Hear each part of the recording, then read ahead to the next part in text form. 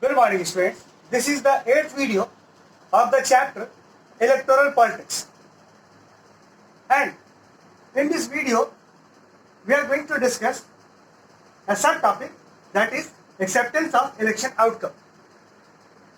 So far we discussed that how our election system is free and fair or without any problem. We have discussed that here Election Commission of India is going to play its role. It is the duty of the Election Commission of India to ensure free and fair election. And thereafter we have seen that how the election system is working in a very free and fair manner. Problems are there, but solutions are also there. And the last video we discussed that how voters turnout can be increased with the popular participation. We came to understand that once the voter turnout will become more, the election will become successful.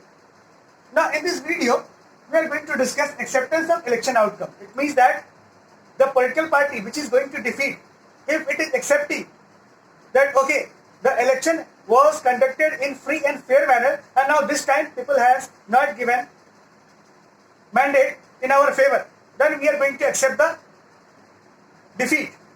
So basically acceptance of defeat is one of the important features that shows that in India free and fair election is conducted.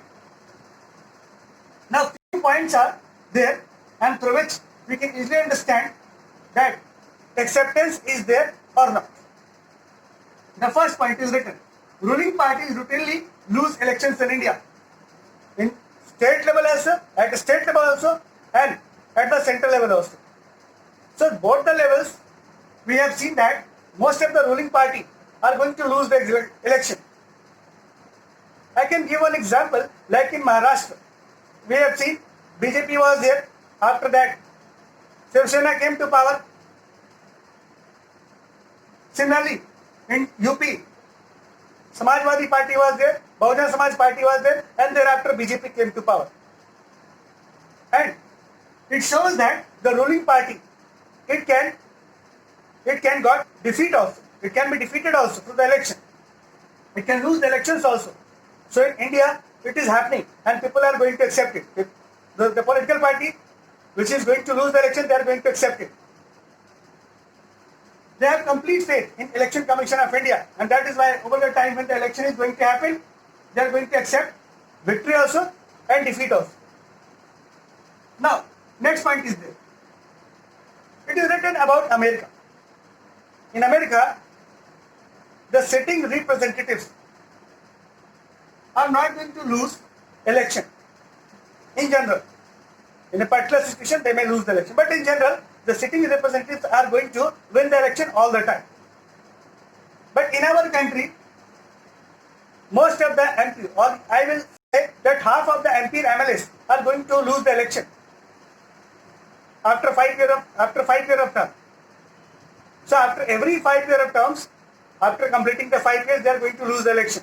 It shows that people are not having much faith in them, first thing. And second thing, that the election is going to be conducted in a very free and fair manner by Election Commission of India.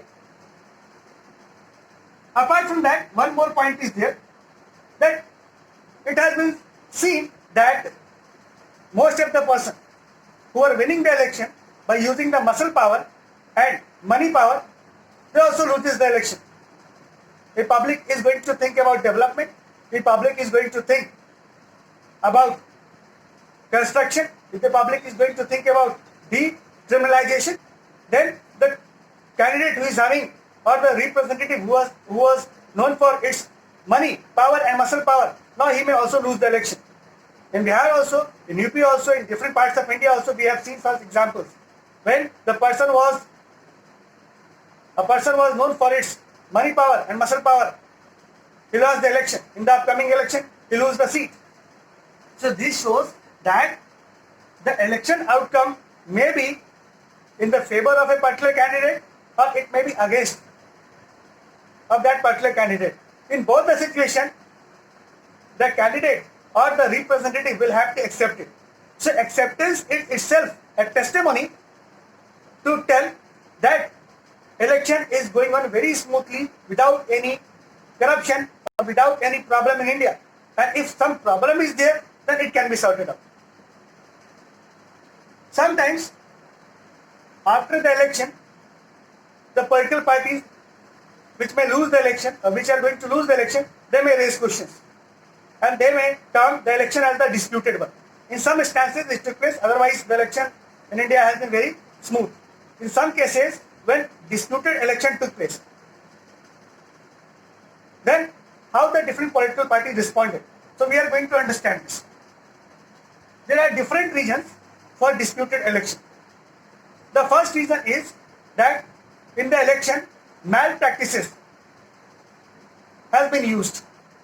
It means either the polling officers were given by, or some faulty measures were used during election. Apart from that, one more point is there that violence took place during the election. So that may be another cause for disputed election.